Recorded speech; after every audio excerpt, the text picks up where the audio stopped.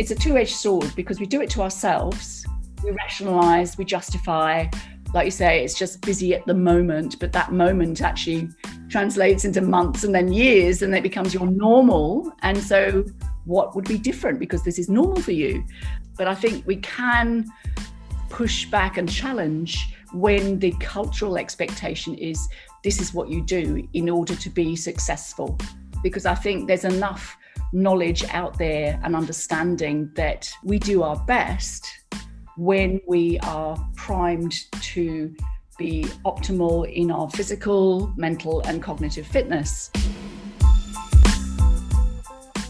Hello, my friends. Welcome back to Connect with Confidence podcast. I'm super excited for two reasons. I'm going to be introducing you to my friend, Dr. Jenny Brockis, who is calling in from Perth today. And I have been reading her book, Thriving Mind, How to Cultivate a Good Life. And I was just reading about music and the brain. And so I have just been playing the happy song from Pharrell Williams, and so I've got a bit of a bounce in my step today. So welcome, Jenny. Thanks so much, Kerrie. I'm so pleased to see you. It's been far too long. It has been. It's like just over 3 years. I was just seeing the reminders come up on Facebook of the Global Speakers Summit in Auckland. It was so lovely to meet you because I think we met so briefly in Sydney. Now, I'm trying to think, so it was the Neuro Leadership Summit. The one in Sydney was, yes. Yeah, so I went to the 2007 or 2008 summit, and then maybe it was around 2012. Is that when we connected? That would be when we connected, because that's when I was doing the Neuro Leadership studying. Yes. Yeah. Oh my gosh. Long calls online and all that reading and all that writing and assignments we had to do. Oh my gosh. I just love the summits because you're just there in the room having a glass of wine afterwards with a, world-renowned neuroscientist and just chatting about, grandparents or scientific studies, which I find quite fascinating, but it's really so much more your world than mine. I feel completely out of my depth, but just so delighted to be there anyway. So Jenny, do you want to just give us your history? Because you've come from a different and far more academic space than me. Do you want to give us a quick overview of your life thus far? Okay. So I had no idea what I wanted to be when I grew up. Yeah. And my parents always wanted me to be a doctor. So I made it my mission to not become one because I didn't want to do what my parents wanted me to do. Well, I don't relate to that at all. I was a bit rebellious in that way. So I ended up actually becoming a nurse for a little while and loved that. And I was in an early cohort which actually combined the nursing with a degree. This was in the UK. Okay. So I was based at St Thomas's Hospital in London, which was just magnificent. I lived in a little flat with Big Ben right opposite me, which was amazing. Can you imagine looking out on that? I'm thinking people will pay thousands of dollars to have that view. But I can tell you what, when you were on night duty and you could hear that wretched clock going, boing, it was great then. Wow. It was during that time I found myself living after my flat opposite Big Ben in Brixton, which wasn't too far away. I used to cycle to and from work on my bike with my nurse's cape flowing behind me. And in this flat share, I was with medical students from St Thomas's. And I looked at these people and they were lovely. But I thought, you know what? I work so much harder than these guys. They seem to be out partying all night long. Well, maybe doing medicine isn't such a hard thing that I imagined it to be after all. So I actually looked into it and found myself next in medical school, which of course my parents were delighted about. And so I studied medicine, met my husband, migrated to Perth, knew I didn't want to do hospital medicine because the politics and stuff just did my head in. So I thought, no, I want to be the sort of GP that people come to because they know me and I know them.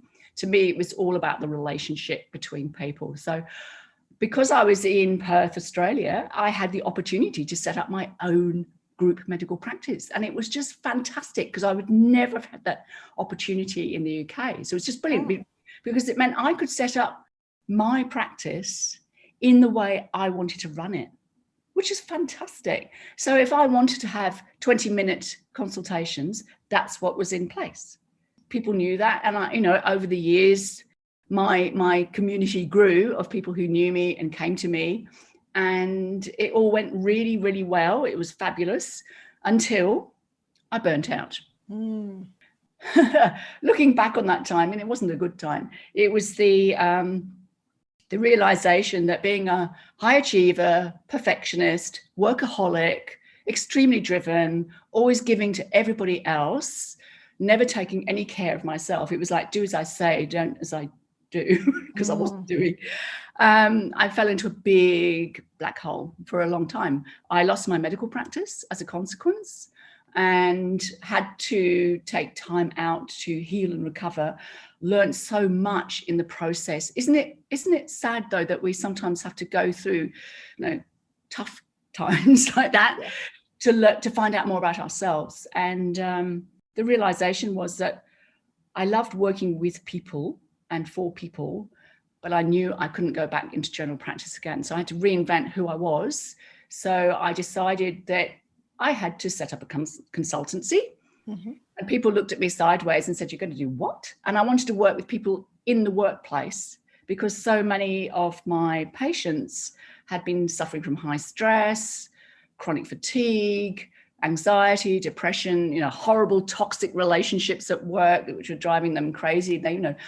Some of the stories I heard were just so terrible. I thought, goodness, how do these people actually have to go through what they do every single day? Because it just sounded revolting.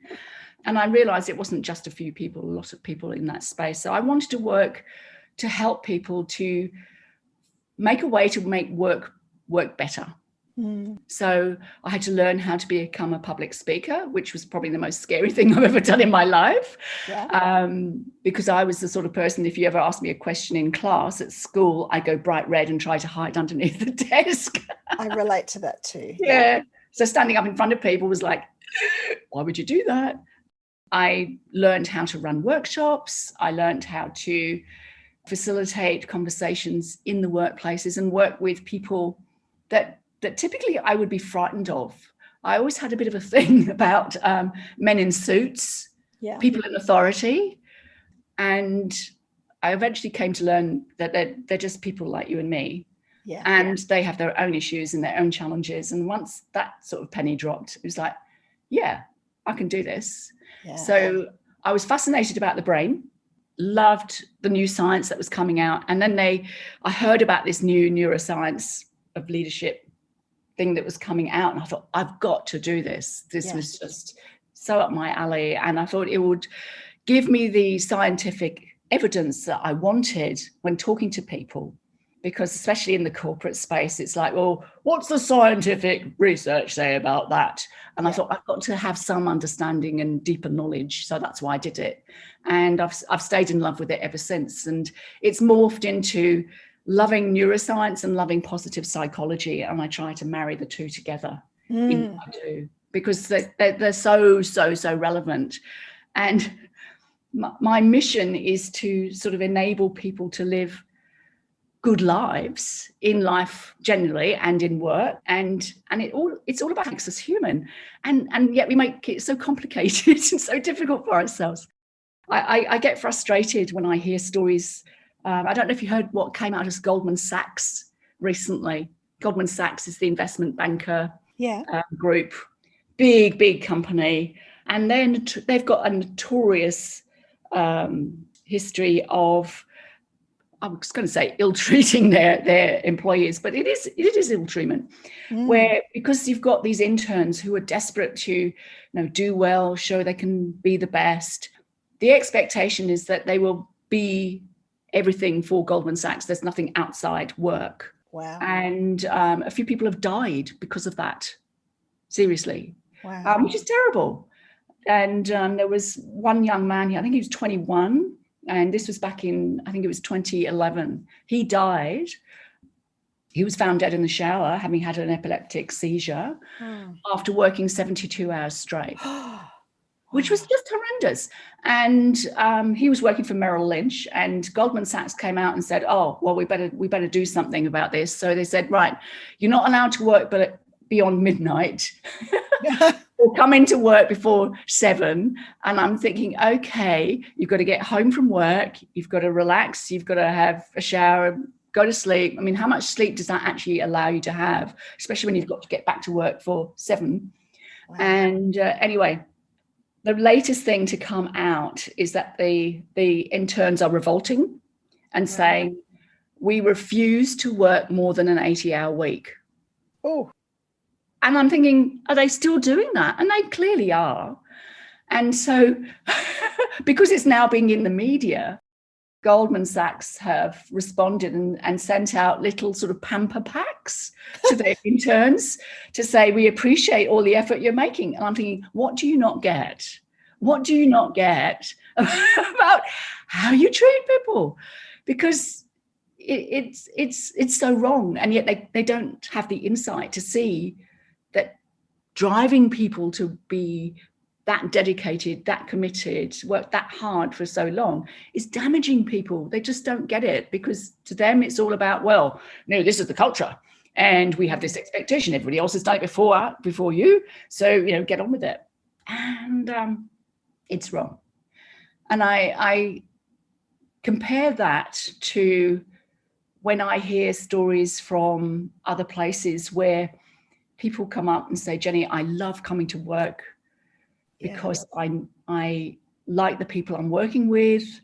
I feel challenged in a good way. I'm encouraged to learn new stuff, and it feels like family. And I'm going, yeah, you've got it. They've got it sorted here. Yeah. It's such a difference. It's chalk and cheese.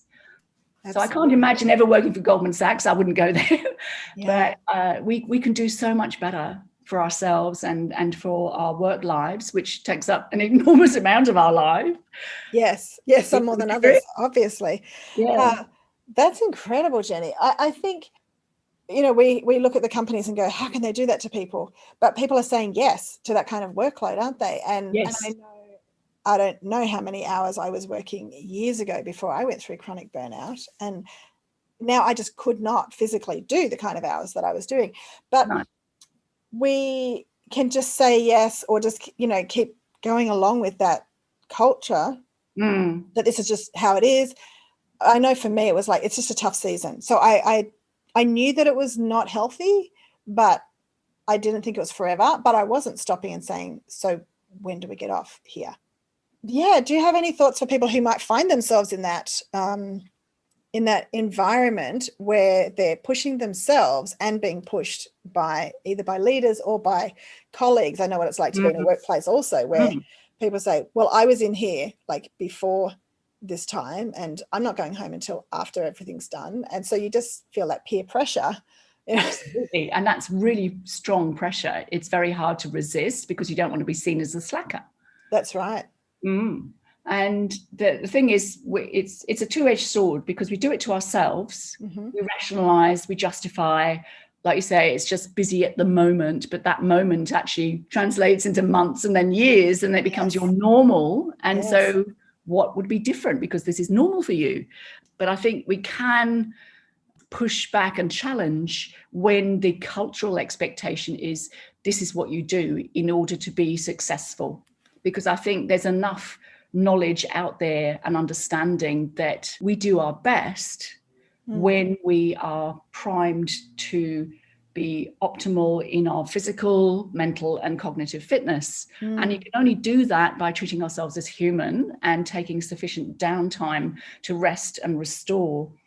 And I don't know about you, Kerrie, but energy is my big thing that I have to manage really, really carefully. Yes. Yeah. It's really funny. When I started coaching, so it was 2004, and I was coming out of this period of chronic burnout and fatigue. And people would say, like in my coaching classes, they'd say, I love the energy you bring to the room. And Kerrie, you've got such great energy.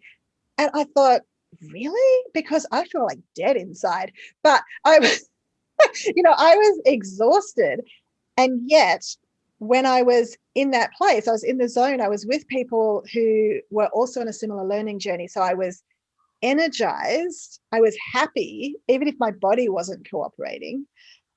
So I've noticed since then, I really do guard my energy, and I feel it so quickly if something drains my energy, if somebody is being inauthentic. It's funny how I just feel it.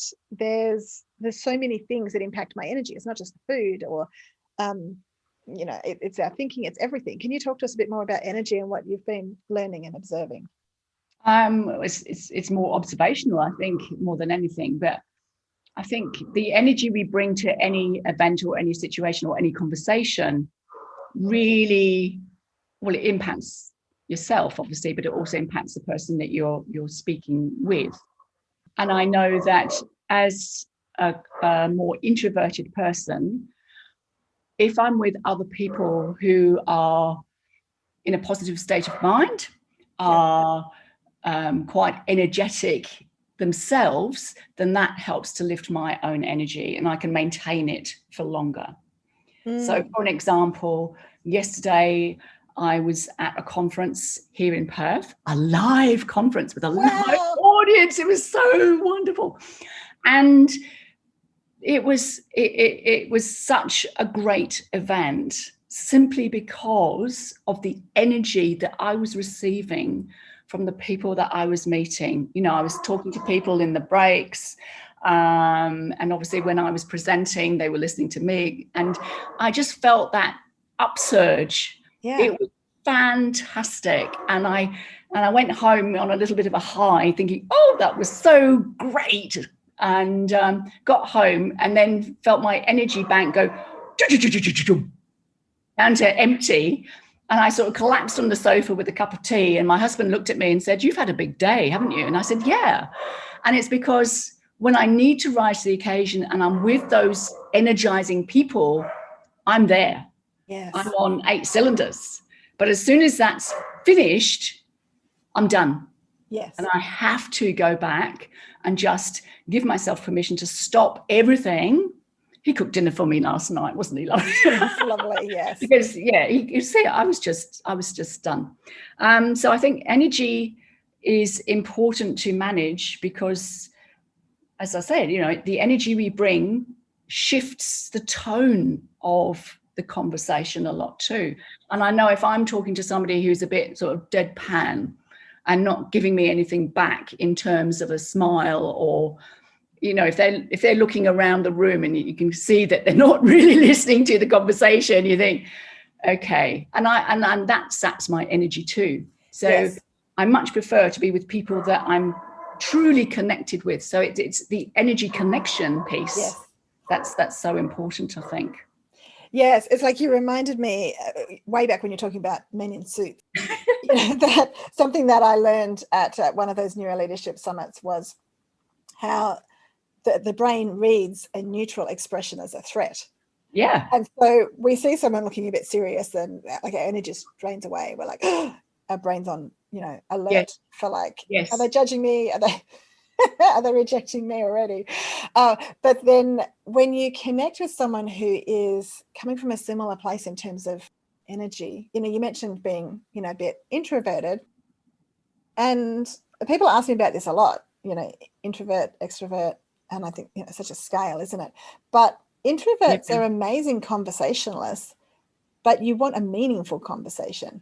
Yes. Because you feel it, don't you? If people are just talking about the weather. I mean, I live in farming country, so people do talk about the weather, but it can be a really engaging conversation because it matters to people. Yes, exactly. Exactly. But yeah, it sounds like yesterday you're having meaningful conversations. You're, sharing the joy of a live event, which is like really something to celebrate these days, isn't it? Indeed. Yeah. I'd love to just go way back. You mentioned meeting your husband in London and then moving out to Australia. So was he Aussie over there for study or work? Or? No. He was a Brit as well. Yeah. And how did you meet? We love hearing connection stories. We met at university. Okay. So the medical school was next to the engineering block. Okay. And I'd actually made it an internal thing that I would not go out with another medical student because I thought all we would ever talk about would be medicine and that would be boring. So it was quite fortuitous that, that this engineering block next door was full of these rather gorgeous men and women. And so I met him there. And that was quite a long time ago now. And I had actually come out to Australia to Fitzroy Crossing in my last year of medical school. Wow. Because we were allowed to do 3 months as an elective anywhere in the world. And who I didn't know existed contacted me. He was a professor of surgery here in Perth and said, "Oh, I hear we have a medical student in the family. Where are you going for your elective?" And I thought, well, I don't know. And he said, "Would you like to come to West Australia?" And I said, "Oh, fine." He did talk a bit like that too. So I found myself in Fitzroy Crossing in February, thinking, whoa, what is this place? It was just magnificent. Anyway, so I had that experience, went home, took my finals. John had asked me to marry him. So we got married and we settled down in London, and he was working for BP at that time. And he knew that he was going to be sent overseas. They wanted to send him over to San Francisco.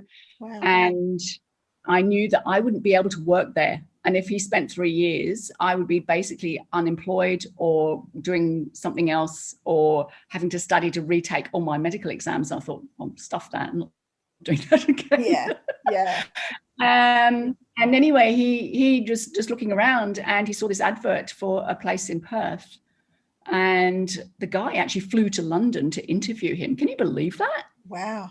Those were the days.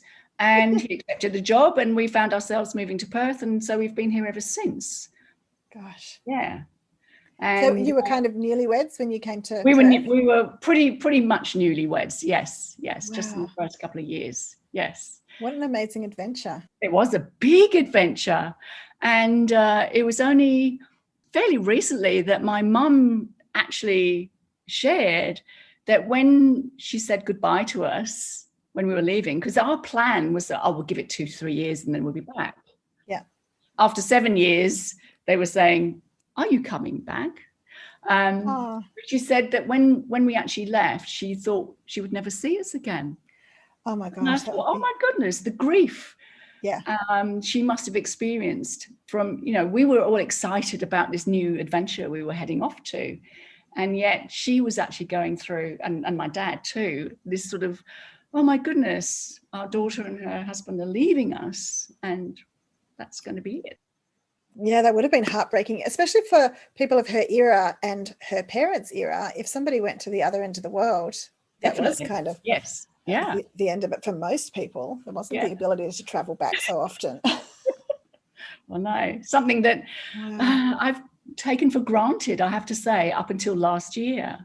Yes, yes. And we're suddenly, not actually traveling. All of a sudden, it's no longer possible. And that's been hard too, because it's made me realise that I may never get back to the UK to be and speak to my mum again in person. And that's made me feel very sad too.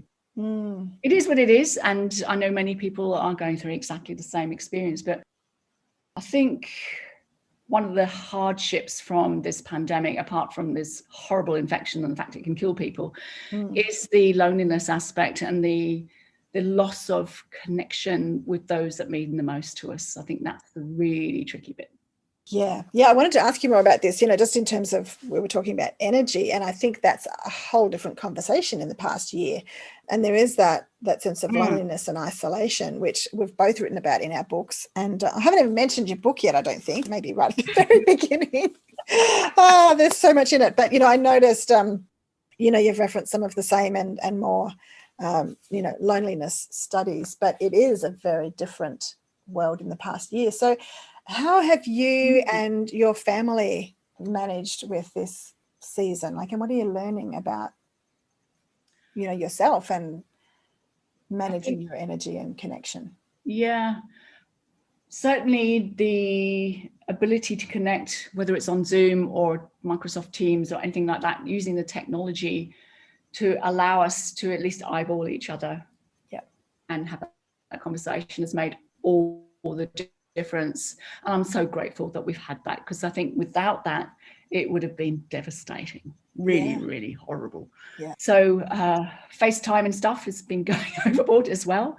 And I think when you're, having conversations with friends who live in the UK, it's good because we can share war stories, if you like, about what's going on for us and what's happening and how we're managing. And that does help to give us a sense of, well, we're all going through this tough time in our own different ways around the planet. Yeah. And it does help to sort of, I find it helps to make me feel reconnected to them and more what's going on for them. And it also does help to give you that little bit of energy boost too. We're just coming up to the next Anzac Day, and it looks like we're going to be able to celebrate Anzac Day differently this year because we'll be able, at least here in Perth, to be out and doing the dawn meetups. But last year when we were standing at the end of our driveways with candles, and my husband played the last post on his saxophone. Oh wow! It was amazing. That was sort of energizing in a way, because it was just marvelous to see, looking up and down the road, all the different lights at the end of the driveways, and that sense of connection to the community. Yeah. And conversations at length and distance, obviously, with people. We've lived in this street for decades. Yeah. And there's so many people we don't know. Yeah. And yet, over the last 12 months, we've got to meet so many other neighbours. Yeah. I mean, we know our immediate neighbours, but we don't know the extended circles that go down the street. And it's like, oh, you've been living here for how long? How come I've never seen you in the shops or anything like that? And, you find out, oh, your kids went to the same schools and all this sort of stuff. And it's been very good because that's really helped us to feel that we're not alone. Yeah. And I think that's the best thing. But not being able to hug my kids because my kids live away was really hard for me, because I'm a big hugger. Yeah. I always have been. So, when they said, do not do any handshakes or high fives or hugs, it was like, oh, help. What do I do? That to me was painful. It was really painful. And we know in our brains that when we experience social pain, it hurts just as much as physical pain. Yes. And I was experiencing a lot of social pain at that time. It was not nice. Yeah, that's true. And I think that's something I'd love to drill into a bit more too. So we've both learned from Matthew Lieberman, who wrote Social. Yes. And I still remember the beginning of his book where he spoke about his grandparents and how they were so connected. And my grandparents were like that too. But we look at somebody with a broken leg or an arm in a cast or something and just go, oh, take it easy. But how do we be more sensitive to the fact that people can be going through social pain that maybe they can't articulate, maybe they don't feel safe to share, but there is, I guess, like you said, there is an awareness that we're all going through. Yes, there is an awareness. It worries me a bit that as restrictions get eased and as we go back into a more normal sort of routine, I'm not saying it's going to be the same, that we might lose that awareness a little bit because we get caught up with our busy lives again. Yeah. So I'm hoping that many of us have woken up to the fact that this is actually really, really important. Yeah. What it means is we've just got to stay really good at noticing. And I talk about it as being more mindful. Yeah. I mean, it's like mindfulness meditation, which sort of hones your attention. It hones your ability to be aware of what's going on in yourself, but also to notice what's going on in your environment. And I'm very aware, because I know I do it myself, that when I'm not feeling great, if I'm feeling quite low, I go quiet. So I don't join in. I choose not to go to visit a friend or have a coffee. I just quietly withdraw. So it's only those friends who know me well enough to say, Jenny, what are you up to? And say, are you all right? Yeah. Is something on your mind? Do you want to chat about it? That then, that I have the opportunity to speak and we have the conversation and then things get resolved and then it's all back. So I think it's having that awareness, and it's really difficult to do it using technology alone. And I know many people who will be continuing to work from home probably indefinitely or part-time. It's going to be really important, I think, for everybody on those calls to take the responsibility to be checking in with each other to get a sense of, we can put on the happy smiley face, but is that really what's going on behind the mask? Yes. It's not easy. It takes practice. And I think we just have to get brave at getting better at saying, no, don't try to pull the wool over my eyes here. I can see you're not right. And if you don't want to talk about it now, that's okay. But just to let you know, I'm here for you. And just that reassurance gives people the courage sometimes to go, and they can appreciate you noticing. They sometimes don't appreciate it, but mostly appreciate it. And at some stage, they'll be ready to speak up and share what's going on. Yeah. I guess we need to be sensitive because nobody likes to be told, like, you look tired. Because you're like, I hate that. Actually, it was fine until you said that.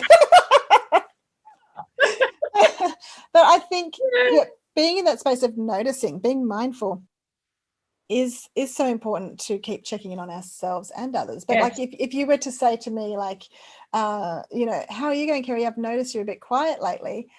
Then that actually might be a trigger for me to be noticing more, because I might have thought, oh, I'm doing great, because you've just said, how are you? And I'm like, I'm great, because I'm so much better now for having talked to you. This is what I was experiencing back in my early days of coaching, when people would say, you bring such great energy to the room, and I would think, I'm reflecting yours. I think I'm just I'm lit up by the fact that you're here, and sometimes we're just not dishonest with ourselves, but just not noticing where am I really at. And it does take time to reflect. And absolutely, and especially when we're tired. And there's so much fatigue out there at the moment. And those people who are living with burnout or recovering from burnout, they will be especially very sensitive to knowing something's not right, but sometimes not being able to put their finger on it. I don't know if this was true for you, Kerrie, but I was in complete denial when I burnt out. Yeah. I just thought, just busy. Why wouldn't I be busy? I'm running a practice. I've got 2 small kids. My husband's away a lot. Of course I'm busy. Of course I'm tired. And so I just kept on pushing through, not realizing that actually something was horribly wrong. I mean, I'd lost nearly 10 kilos in weight. Wow. I was having panic attacks. I couldn't sleep. My patients were asking the receptionists if I had cancer. I mean, they weren't saying that to me, but clearly other people could see, but I was completely oblivious. Yes. Completely oblivious. It's weird, isn't it? And yet, looking back on it, it must have been so obvious, and yet I couldn't see it. That's right. And I think when you can kind of justify the tiredness and you say, and for me, it's just a tough season. Like and it's like, I'm good at persevering. I can persevere, but I persevered until I completely hit the wall. And then there's no coming back from that. But and this is like, 18 something years ago, people weren't talking about burnout except in a flippant kind of manner. Like nobody knew what it was. And so it's like, oh, I don't know how you do all you do. Like you're going to burn out. And it was kind of like admiration and like this elusive whatever burnout is, but like, no, I'm good. Like I love doing what I'm doing. I love the people or whatever. And now sometimes I feel like it's thrown around flippantly in a different way. Like, oh, I'm burning out. And it's like, really? Like where on that scale? And what do you understand burnout to be? So, and I forgive me if that sounds harsh, but again, I think it can be really misunderstood. So can you just share a few, insights or questions to ask ourselves or others? Like, what do we do with this misunderstood burnout that we understand all too well once we're like way too far down the other side? Yes. Yeah. It's exactly the same as with stress, because that's another word that's bandied about a lot. Oh, I'm so stressed today. And it means different things to different people. But with burnout, it's where you're reaching that point of complete mental and physical exhaustion to the point where you can barely move or get yourself out of bed. And everything is slowing down. Everything's a drudge. it's just so hard. You're trying to do stuff, but it's almost like the harder you try, the worse it's becoming. So the exhaustion piece, and that's particularly true for women. Men who burn out don't always experience the same level of exhaustion that women do, which is interesting. Don't know why that is. The other thing that people will often notice, if they do notice it, is they become much more negative and cynical about things. So it's a bit like shifting the blame onto everything else or other people all the time. Nothing's going well, and you're becoming a bit of a drag. Other people don't want to be around you too much because you're always in that negative space. And you also notice that not only that you're not capable of doing what you would normally do without any difficulty at all. The biggest thing that I noticed was I dreaded going to work because it was just too draining to even think about getting in the car and going. And as soon as I got there, I just wanted to leave. And secondly, I realized that the light inside had gone out. Now, my drive, my passion, my motivation was always to be of service to others, to care and restore them to health and well-being. And I'd lost that. I no longer cared. And that was probably the scariest thing of all. I stopped caring. I didn't care about them. I didn't care about me. And that was a hideous place to be in. Yeah. And that can be quite frightening when you realize that you don't care about you either, because where's the motivation to kind of start paying attention and move forward. So I'm just thinking, Jenny, if people are kind of relating to what we're talking about, like, oh gosh, I feel like that most days, where do we begin the turnaround? What are some keys that you can give us to start taking charge and redirecting, recovering? Because people do recover from burnout and they can recover well, but it's giving yourself permission. It's saying yes, and acknowledging those traits within ourselves which may have contributed to that, because I recognize now how, I was working with a psychologist and it was his question, and how did you contribute to this yourself? That made me go, whoa, I put myself in this position, why would I do that?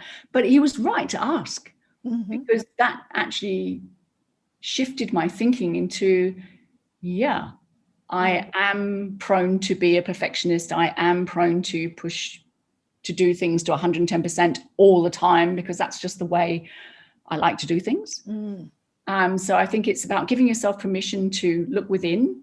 It's about telling somebody how you're feeling.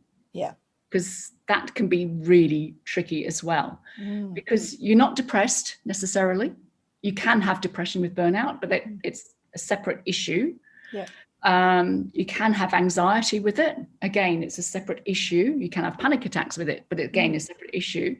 So it's about sharing with somebody who you trust, and that may be a partner or it may be somebody else that knows you well enough, who is prepared just to sit and listen, to say, you know what, I'm not doing so well at the moment, and I think I could be burning out. Because as soon as you can share that, and you just get that listening ear without the judgment, that is going to make it then easier to say, okay, what do I need to be doing differently to sort this out?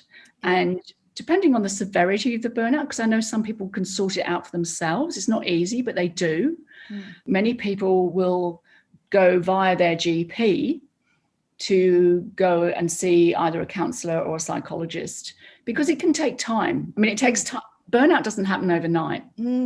It accumulates over a period of months or years even sometimes. And sometimes we flip in and out of burnout. You know, we're heading into burnout and we lift out of it and then we go down again.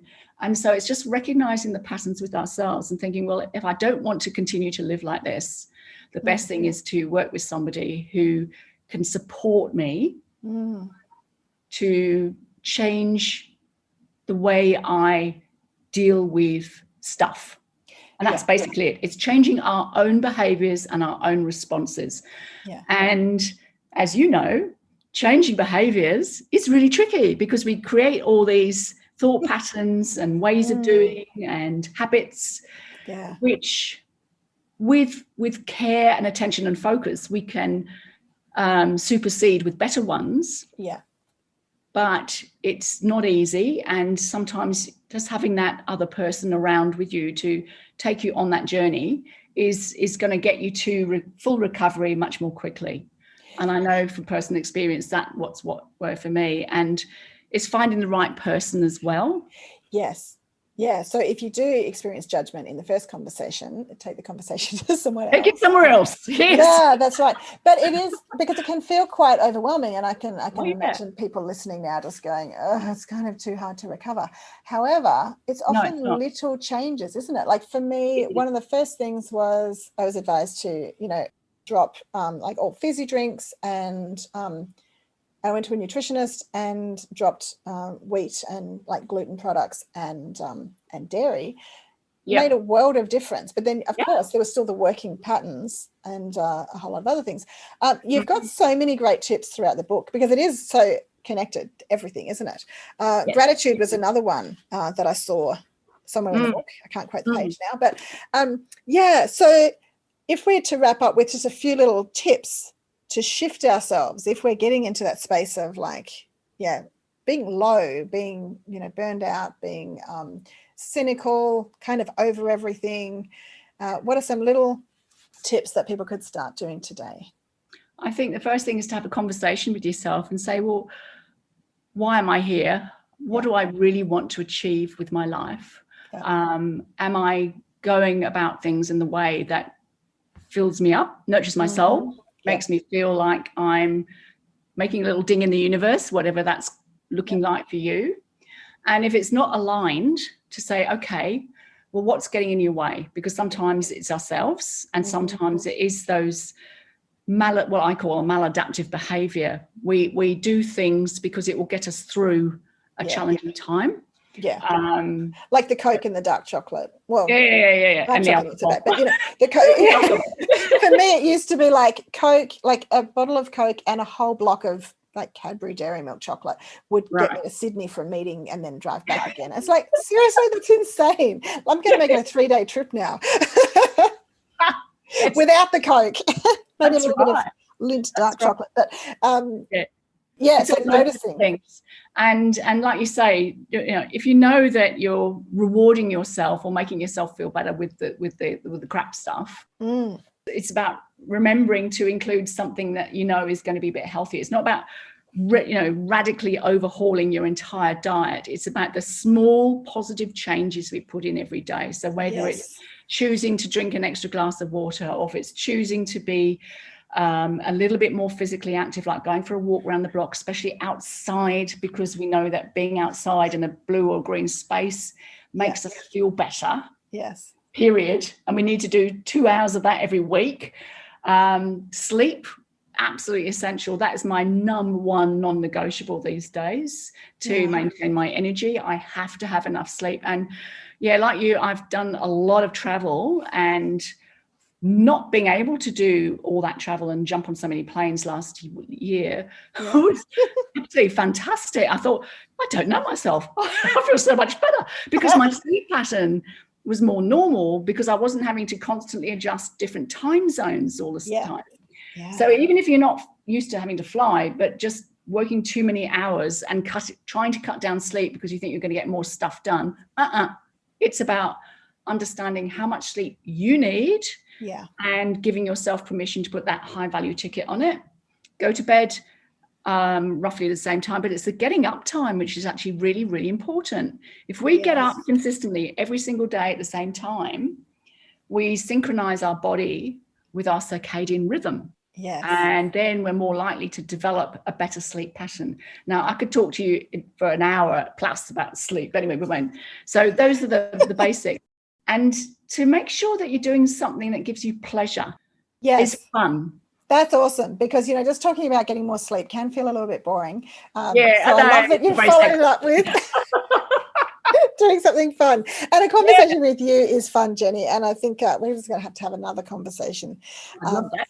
down the track. But in the meantime, I would love to encourage everyone to get Thriving Mind.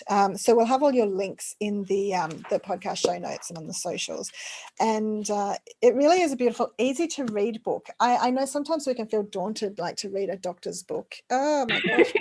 But it's so conversational. And Jenny, it's just amazing how much I relate to it. And I saw your confession about not liking exercise or sport as a kid. And I'm like, oh, I just relate to you so much. You're like my sister from the other side of the world. Now just the other side of the country. I love it. Yeah. And I know you've got resources on your website as well. And you are just an amazing, gorgeous person to follow and learn from. So I'm really thrilled that we've connected. And I think we just need to keep the conversation going, and let's look after ourselves and others. Absolutely. Thank you so much, Kerrie. I've loved our conversation. It's been great to chat with you today. Me too. I could make this twice as long as usual, but then people will go, Kerrie, I need to get it listened to, like while I'm out for my walk or like my run or my drive or something. And but thank you. So my friends, check out kerriefipps.com and Jenny's link, which is drjennybrockis.com. drjennybrockis.com. And we'll put all the links there, of course. But go have a fantastic day, a fantastic week. And I just love to remind people that you make a bigger difference than you know. And Jenny, your words today are making a bigger difference than you realize through the book. And you'll get feedback on this for years. People will say, I picked up this book in the doctor's surgery or at the library, bookstore. And, it's just so important that you share your stories, that you share your knowledge, whatever field that is. If you have a desire to help people, you are already making a bigger difference than you can possibly be aware of. So thank you. Thank you all. Mwah.